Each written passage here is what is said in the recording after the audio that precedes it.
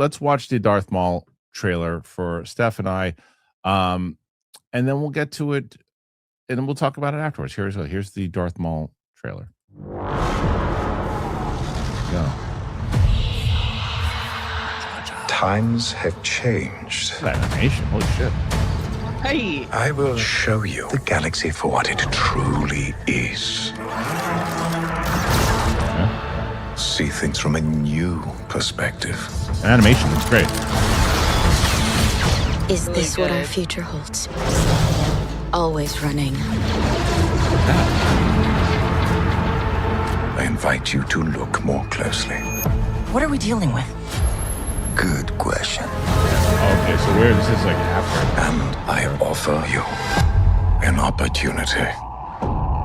Okay, so where is this? What time period is this?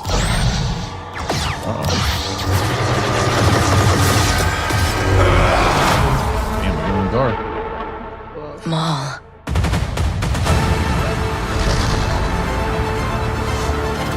We have all been made to suffer. We survive, but do not live. Who is that?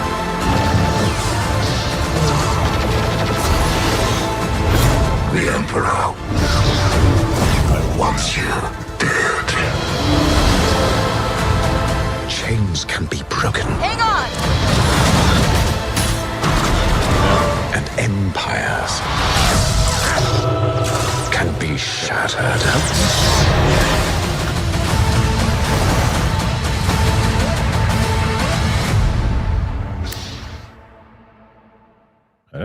All right, Steph. So there is the Darth Maul Shadow Lord trailer. What did you think? I thought that looked really good. That kind of, I was excited. I'm a huge fan of Sam Witwer. I think his voice is insane. So when they open up with him, it like just sets this tone perfectly. But I was really impressed visually what it looked like. I liked how dark it got.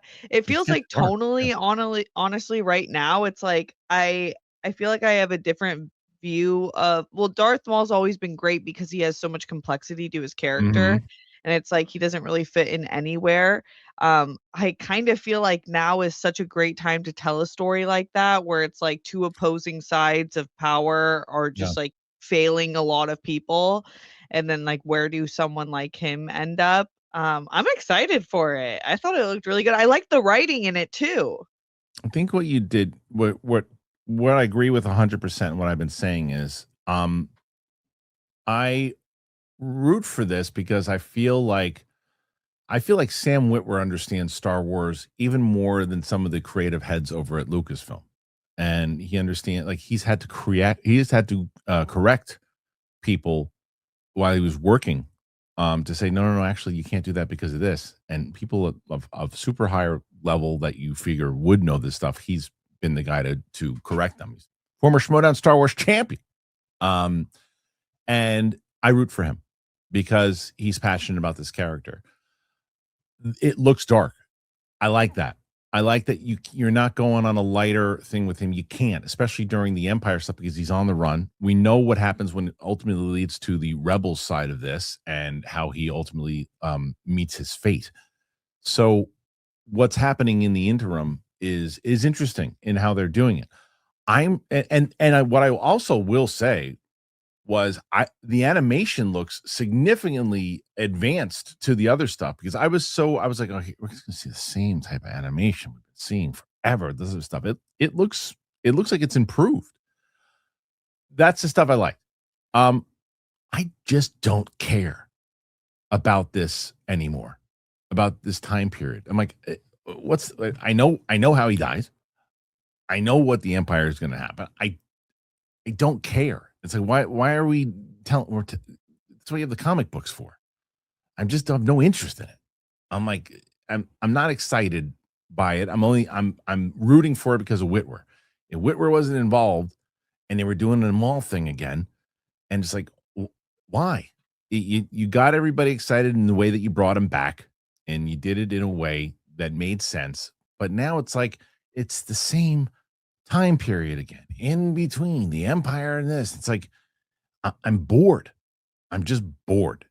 But it could be one of those things in the same way, like when, like, remember, and I'm the first to admit, Andor to me is the best stuff that they've written wise since Empire Strikes Back. And I was opposed to the show. So I said, who cares about Andor?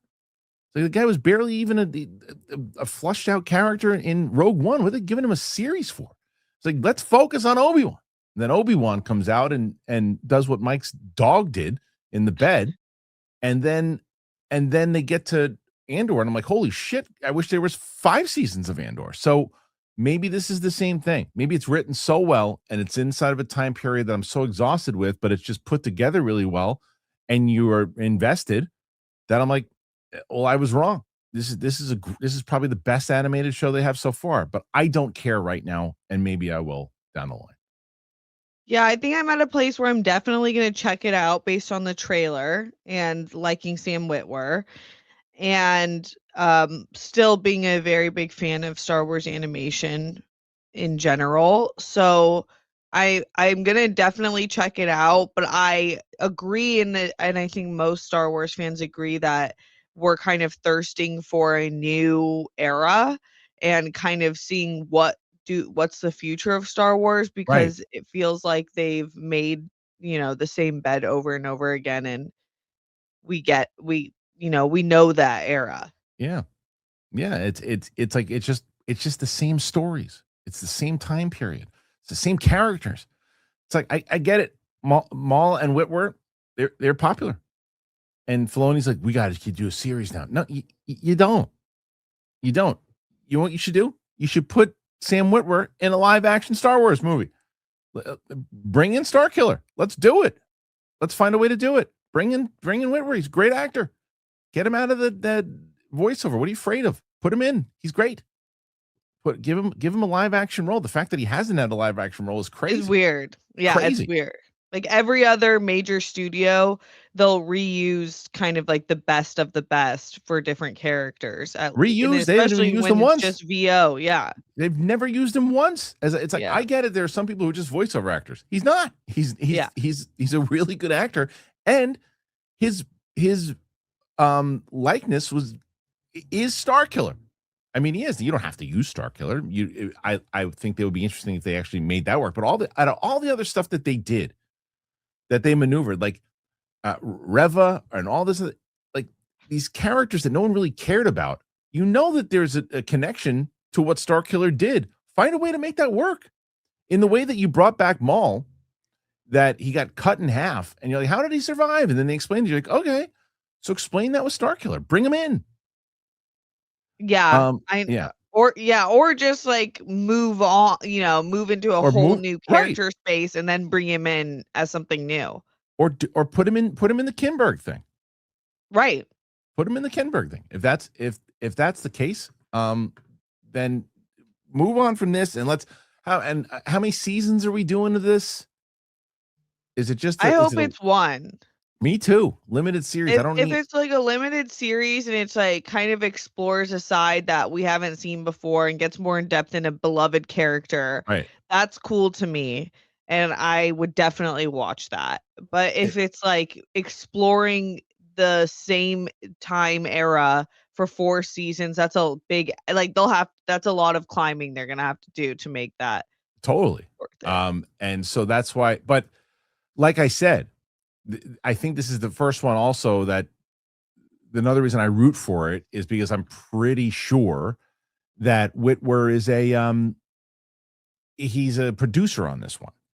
So that's cool. So of course he wants 4 seasons. Monetarily that works for him. And I hope on that aspect that happens. But as someone on the business side, but as far as someone unless you really get me involved, a connection to where I'm really going to care about seeing more, one and done, and then let's put this guy in some live action stuff. Yeah, or in the least, they should make him a major video game character. Like, it's just like a waste of. But they did that though. They did that. Yeah. That's true. I know, but just like I could see him being like a full-on Jedi in his own game. But I think that he has so much range that they're just Yeah, I would Yeah. be excited for him to be used more in live action. Anyway, so when it comes to this one, we'll see what happens. What do you guys think? Do you want to see this series? Are you rooting for it? Put your thoughts in there. Let us know. I cannot emphasize enough how important it is to have a really good mattress to change your night's sleep. And I realized this when I got my daughter a Lisa, and it's got a soft upscale feel. It really, she looks forward now going to sleep because of this mattress. Lisa has a lineup of beautifully crafted mattresses tailored to how you sleep. Now, each mattress is designed with specific sleep positions and feel preferences in mind. Lisa mattresses are meticulously designed and assembled in the USA for exceptional quality. Plus, they back it all up with free shipping, easy returns, and a 120-night sleep trial. Lisa's been tested and awarded Best Hybrid Mattress by New York Times Wirecutter and is exclusively featured by West Elm as their go-to mattress partner. It's not just about sleep, it's about impact. They donate thousands of mattresses each year to those in need while also partnering with organizations like Clean Hub to help remove harmful plastic waste from our oceans. It's a game changer. My daughter, who doesn't really pay much attention to anything except their phone and iPad right now, was like, guys, this mattress is pretty great. You want it to be great? Go to Leesa, LEESA.com for 25% off. Plus, you're getting an extra $50 off with that promo code Kristian, exclusive for my listeners. That is LEESA.com. You got to use that promo code Kristian for 25% off mattresses, plus an extra $50 off. Support the show and let them know that we sent you after checkout. That is also very important. Leesa.com, promo code Kristian.